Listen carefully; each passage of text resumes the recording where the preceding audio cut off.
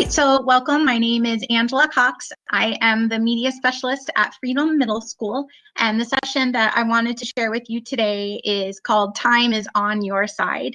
This is a session that is going to help you have more effective time management when you are having to teach online during our current distance learning time. So thank you for taking the time out today to come in and to learn more about managing your time.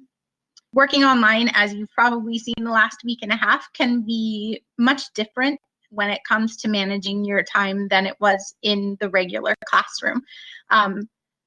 I had the opportunity to experience this when I used to be part of a virtual school. I was a middle school teacher there, teaching science actually online, and then became the assistant principal and principal of the virtual middle school. So all of these tips that I'm going to be sharing with you today are things that I actually did in order to effectively manage my time when I taught those 5-6 years online. So you may have felt this way during this past week where you're tired before you have even started your day. Sometimes just when you're beginning something new, just that simple act of, okay, I logged into the computer, now what do I do? Can feel a little bit overwhelming. So I hope that this session today will help take some of that overwhelming feeling out and replace it with some effective use of your time so that you can get done not only what you have to do, but you can work on those things that you've always wanted to do but never had time for before. So first of all, you probably noticed that email is playing a way bigger part in your role now than ever before. So those messages of love, right? So I have a quick poll for you. The email dings. Do you A, respond immediately, must answer now, B, ignore it forever, delete, or C, respond at a scheduled time, email doesn't control me? You should see some letters popped up there, A, B, and C. I'm not going to post who posted what, so please just be honest, and we'll just look at the percentages of where you guys are with that email.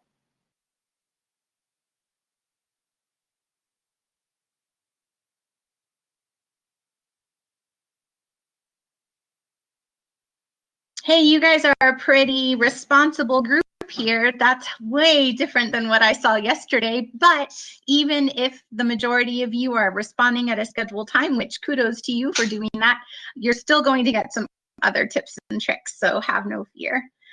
For those of you who are that respond immediately, must answer now, I'm going to recommend that you look at a different way of handling that email, and that is to check your email 3 times a day. I know it doesn't sound like a lot, but this is going to really help you manage your time more efficiently. So the first thing that I recommend doing is checking your email when you first log on. That will allow you to look at, what do I need to take care of right away? What can I work on later? After lunch, check in on it again, and then 15 to 30 minutes before you're done for the day. So how can you do that? Because sometimes your email can take a really long time to get through, upwards of 30, maybe 45 minutes. Or if you're checking it throughout the day, then it can often overtake all of your time. So when you go to check your email during those 3 times during the day, focus just on answering those quick responses. If it's an email where you can type the answer in a minute or less or so, then respond to those right away. If it's an email that's going to take longer than that, it requires some kind of action, or it's just going to require you to answer more in depth than a minute or so would take, then you're going to add that email as an action item to your to-do list instead. And that will be taken care of at a later time. So that ties in with the next topic, which is your to-do list. So you make a to-do list. Where is all this information going to come from, right? What exactly needs to go on there when you're having to teach through the computer? So your to-do list, just because you're teaching online doesn't mean your to-do list has to be a digital to-do list. It can be a paper to-do list. I actually keep mine in a paper notebook. I put the date at the top of each page, and I put all my information in there. I prefer to do this on paper just because I don't know. I used to do it online because of necessity. So I think I'm just enjoying that, being able to take it at a little slower pace. But whatever works for you. Label it with the date. On your to-do list, you put those emails that require that action. You might put down that you have lessons to create. You have contact with students to make. You have grading. You have projects that you've always wanted to do that you've never been able to do before. All of those types of things can be put on your to-do list. So if you're looking for a more digital way to do your to-do list, I wanted to share some common, easy to use tools that you can use to keep a digital to-do list. So the first one I'm going to share with you today is called Google Keep. Google Keep is nice because you can integrate it directly with your OCPS account. It's basically virtual sticky notes with a bunch of pizzazz. You can color code them, they sync across all your devices, you can pin really important ones, you can tag them and categorize them, and you can search them. So I'm going to use the screen sharing feature here in Big Blue Button to share my screen with you to show you what Google Keep looks like and how you would access that.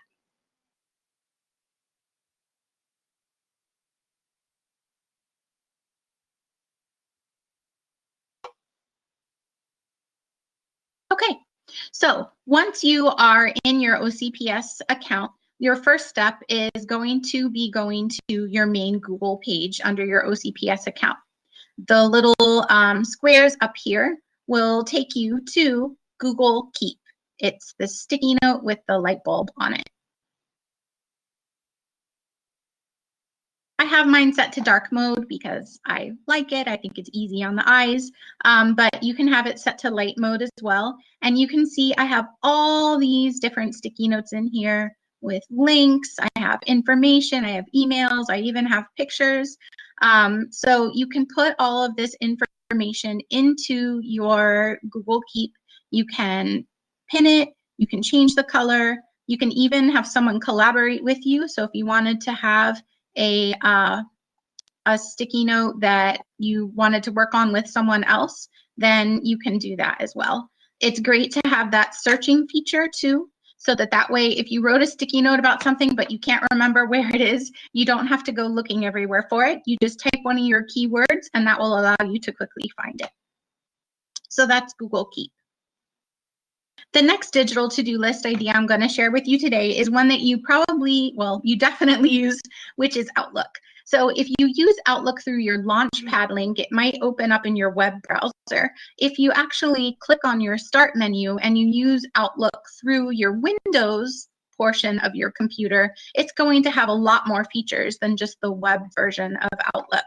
And I want to show you how you can quickly flag emails. You can, Outlook will automatically create a to-do list for you out of those emails, and how you can easily, with a few clicks, add in some more customizable things such as due dates and categories, and even how you can quickly create a calendar reminder for yourself from an email.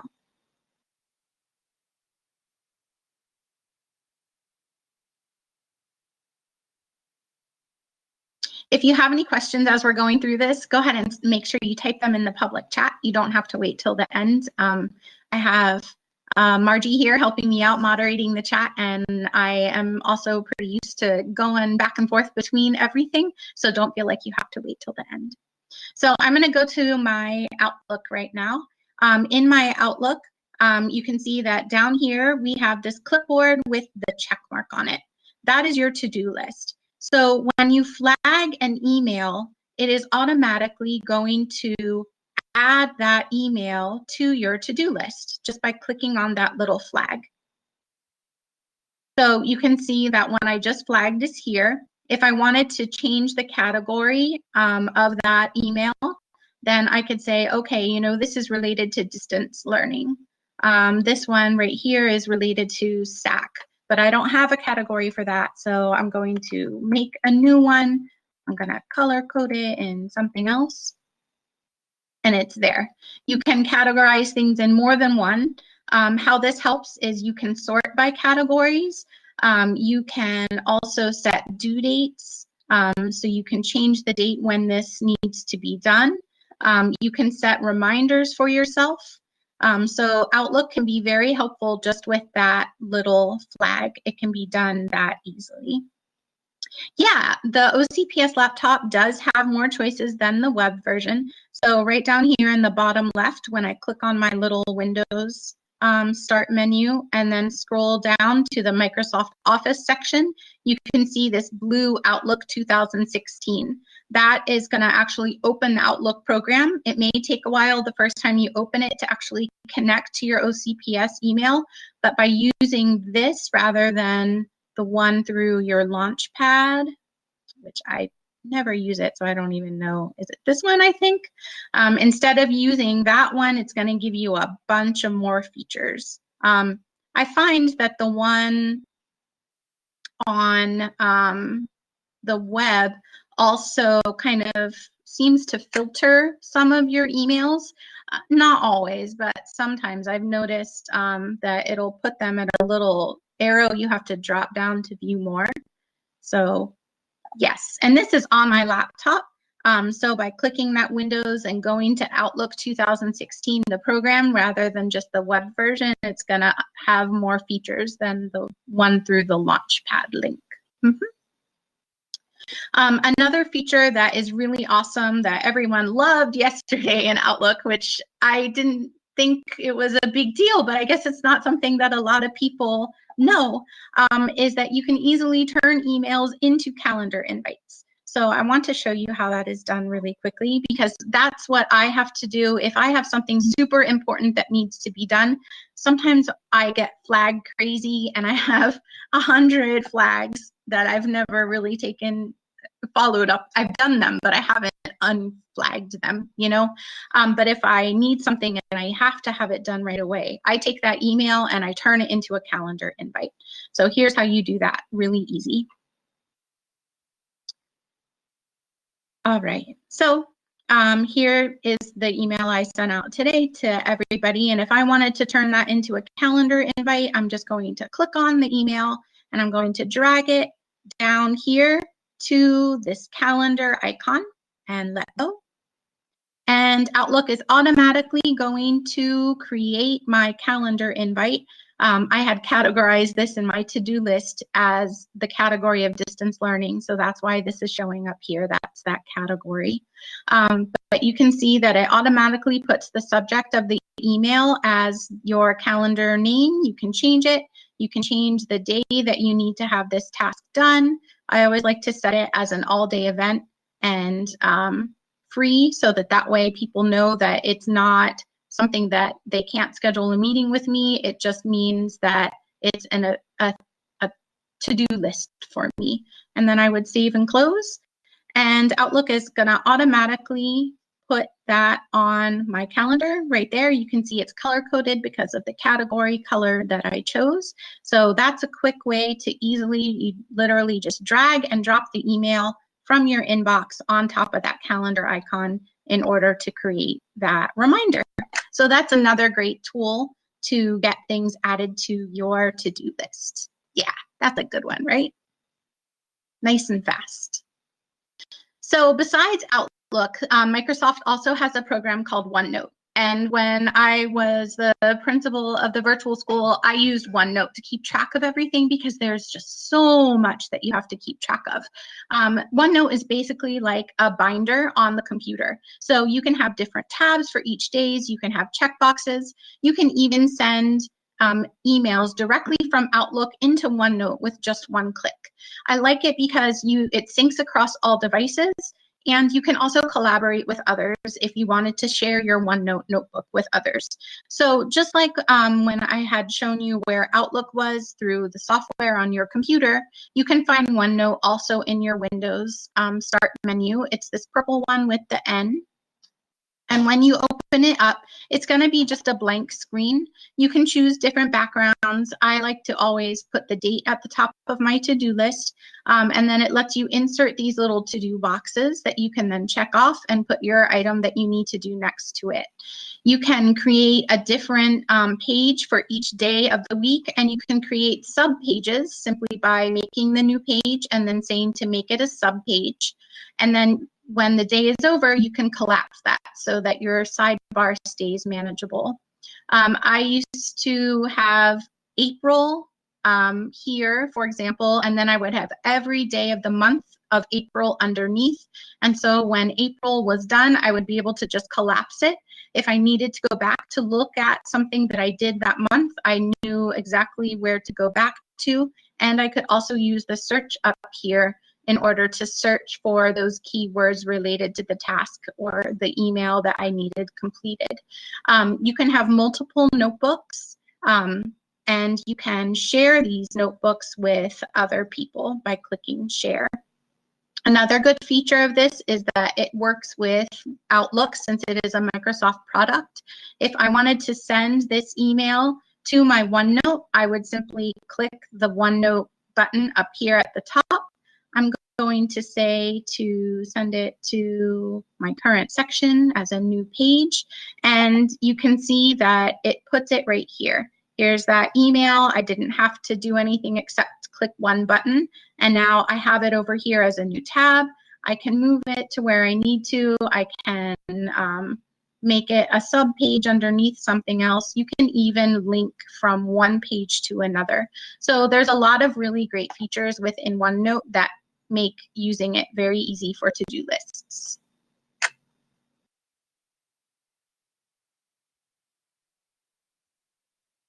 Evernote is very similar to these programs as well. It's especially similar to OneNote, but the thing that is good about it is that it has a phone app. It's free. I think OneNote has it, but I know definitely Evernote has an audio recording feature. So if you wanted to just say things out loud, like when doctors, used to say, take this down, and their secretary would record it for them, you can do that for yourself. So fancy. So Evernote is a free online tool. So I'm going to show you that one. I have used this especially when I go to conferences because I have my iPad with me and I have the Evernote app on my iPad. I'm able to open up my notes and I'm able to take pictures and I'm able to take screenshots. So once you get to evernote.com, it'll ask you to sign in. You can sign in with your OCPS Gmail account. And then you can see you can put your information quickly into here. There is also an Evernote Google Chrome extension.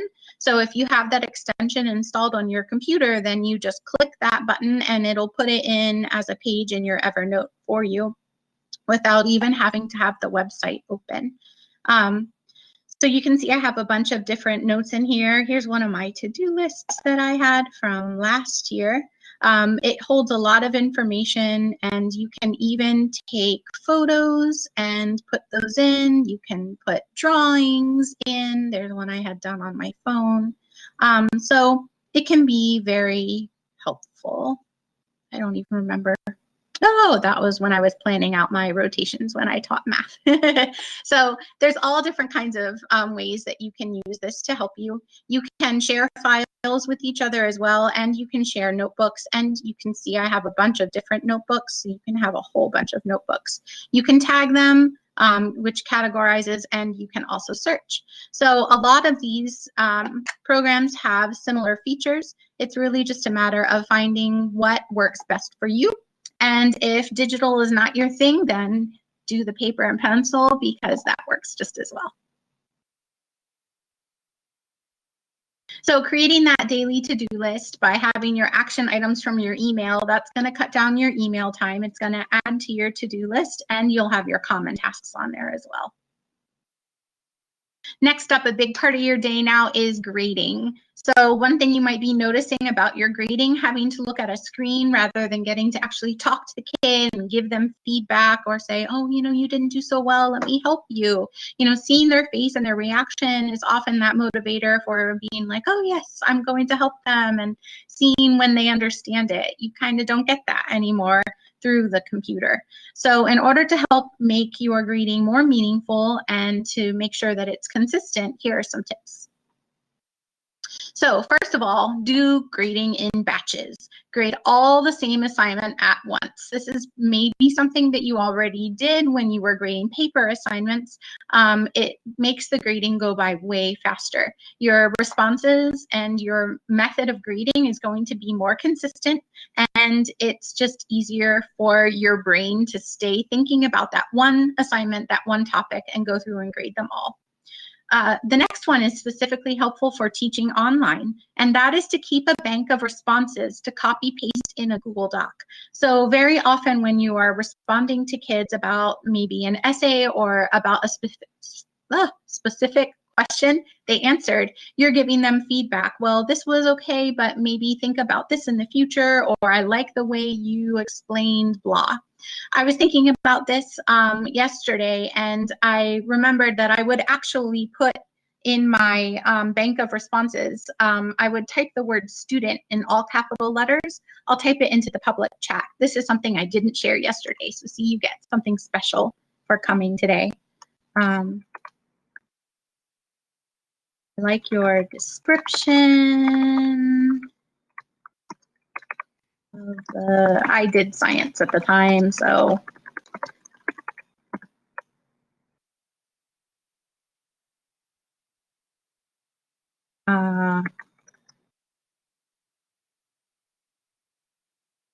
okay, so let's say that that was my comment. Okay, that was in my bank. So you can see student is in capital letters. So I would have that comment because maybe that's something I'm saying a lot as I'm grading these online assignments.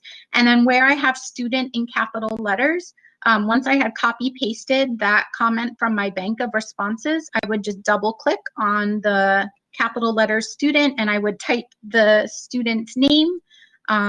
And so then it was not only a comment that is effective and consistent and also gives them good details about their work, but it's personalized too. So it seems extra fancy, right? But it's not hard because you're just copy pasting from a bank. So that is something that the kids like. They'll like seeing their name, and it gives them that more personal feeling about their grading, that it's going to let them know that you really do care about their responses. Use technology to help you. Speed Grader in Canvas is awesome. That kind of does that batching of all the one assignment together for you. So definitely take advantage of that tool.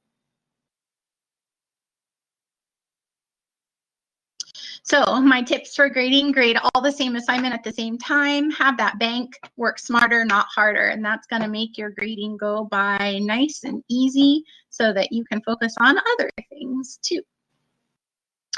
Another thing that is different now that you're teaching through the computer is going to be contact. I thought this quote, "The telephone gives us the happiness of being together yet safely apart," was more appropriate than it could ever be. So we have different types of contact that's happening now through the computer. So if you're somebody who really wants to reach out to all of your students during this time, set that deadline for yourself. How often do you want to reach all of your students? Is it in the next month of April? Is it this week? Is it every 2 weeks you want to be reaching out to each person? Divide that list up. It is totally doable. In virtual, I had, and teachers had, about 300 students per teacher, and they had to reach out to them every month. So it definitely is something that is manageable, because I don't think we have any teachers with 300. PE might be pushing it. I know you guys have a lot, but our PE teachers actually had probably 400, 450. So it's still something that is manageable. Another tip that you may not have thought about is to, if you are making a phone call to a family, wait until at least 10 o'clock to make that phone call. Middle schoolers especially like to sleep in. A lot of parents work late into the night or overnight. So even though we're up at 7:30 and starting our day, they may not necessarily be doing the same. So 10 o'clock should be the earliest that you're making that phone call. And then plan your type of contact based on the response you need. Because now that we're through the computer and not face-to-face, not everything needs to be an immediate response, which is why in the virtual teaching world, we say there are two different types of contact. There's synchronous contact, which is communication in real time. Like right now in this big blue button session, you're hearing me live in person, calling someone on the phone and talking to them right then and there. They're hearing you live in person and you're getting that immediate response back from them. So if it's something that requires that immediate response, then a phone call or a big blue button session like this is something that is helpful. If it is communication that does not require that immediate response, then use other methods. Use email. I put text on here, but I have to say that in virtual school, we were never allowed to text. And I put it on there because I saw some people saying about using Google Voice that way. I would extremely caution against it. Google Voice is not OCPS supported, first of all. And second of all, when you send a text out into the world, you don't know exactly, you cannot guarantee 100% who is receiving it, right? So you would never want to text someone and say, oh, I see you didn't do well on this assignment, you know, I want to help you, because you don't know who is receiving that and you don't want that confidential information about the student's performance in your class going just out there to anybody. It's also important to remember that it depends on that type of communication, right? So use what is provided by OCPS. Even in virtual school, everyone thinks virtual school teachers are allowed to just use all the virtual things in the world that they want with their kids, but we were not. We were very limited on what programs we could and could not use. Just like in OCPS, we had things that were that had been gone through for safety and security. We were only allowed to use certain programs for our online classrooms. We were not allowed to text ever. And we had to follow very strict guidelines as far as communication. So just keep that in mind as you are working with your students. I would scratch this one out if I could. Tied in with grading and contact together. My husband is a high school ceramics teacher, and he was working in his grade book the other day, and he said, oh, look what I found. I'm like, that is awesome. So of course I had to take his information and send it out to everybody to share this knowledge. So a really cool feature in your Canvas gradebook, if you click on the 3 dots next to the assignment name, you can select the option message students who, and the first one is my favorite. Message students who haven't submitted yet. How awesome is that? To be able with one click to just message all those kids in one fell swoop. When you send the message, it has all their names listed there, but it is a blind carbon copy. So the kids will only see their name. They will not see everybody else's name who got it. This is a feature I wish I would have had in virtual school because we used to have to go down and click each kid individually. This would have been a very helpful feature. So those are my tips on contacts, planning them out. Really think about synchronous versus asynchronous. Please keep in mind confidentiality. Please keep in mind the security and safety of the students in your communicating. The students right now, I know from personal experience having my homework help session daily, some of them are just coming and they don't need help. They just want that human contact. A kid to me yesterday said, are you going to turn on your webcam? Because I hadn't turned it on. And he just wanted to see my face. They just really are craving that human connection. So any chance that you have to communicate securely with our students, please do. So I took all those tips and put them into a sample daily schedule. Because I'm at a middle school, I have it at middle school times, but you could easily just adjust this depending on your school schedule. The first half hour devoted to that email check, deciding what can I respond to quickly, what can I add to my action list. The next hour can then be working on that to-do list. It's recommended to do whatever takes the most brain power or whatever has the most immediate due date first, because your brain, after it has that coffee, is going to be the fastest at processing in the morning. And you can't do any communicating yet because it's still really early in the day. From 10 to 12, then you can plan out those daily contacts, make contacts with students and families based on that need. Do I need to know this right now, or can I just email and get a response from them later? Be sure to take time for yourself. Take at least, a 30-minute lunch break. We don't have to squeeze into 25 minutes and walk kids to and from the cafeteria right now. So you can step aside from your computer, get outside, get some fresh air, do something you enjoy, but definitely take a step away from that screen. After lunch, you can do email check number 2.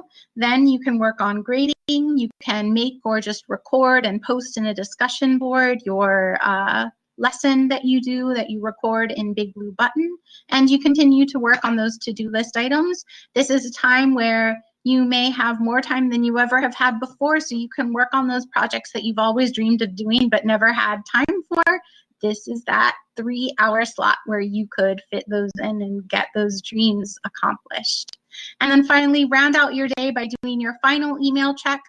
Update your to-do list with the things you did. If you have any emails during this last email check that need to be added to your action to-do list tomorrow, flag them. And in the morning, when you do email check number 1, you can add them to your to-do list then.